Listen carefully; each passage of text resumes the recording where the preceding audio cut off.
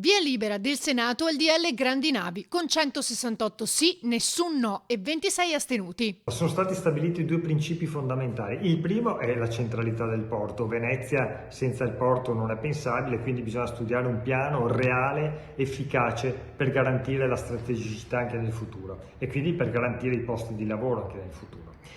La seconda questione che abbiamo inserito come fondamentale è che il fenomeno del gigantismo navale non è pensabile a Venezia. Venezia e la sua laguna hanno una strategicità, un valore assoluto, una fragilità che va preservata e navi che sono più alte di grattacieli non possono entrare nella nostra laguna. Il decreto legge stabilisce anche che l'approdo definitivo delle navi a Venezia dovrà essere dunque progettato e realizzato fuori dalla laguna, con tre principi fondamentali che agiscano sull'impatto ambientale. La definizione di una classe Venezia per le navi. Non c'è un problema solo di dimensioni, c'è un problema anche di inquinamento, quindi di utilizzo di un certo tipo di carburante che non inquini i polmoni dei veneziani e anche di tutte le persone che ci passano. La seconda è la velocità delle decisioni. Nel mentre si studiano i progetti per il lungo periodo fuori dalla laguna, dobbiamo trovare una transizione che sia credibile al di là delle chiacchiere. Il porto va preservata la laguna e quindi le decisioni della transizione devono essere efficaci, credibili, condivise. La terza questione di fondo è che la commissione di valutazione che dovrà appunto studiare i progetti deve essere di altissimo livello scientifico,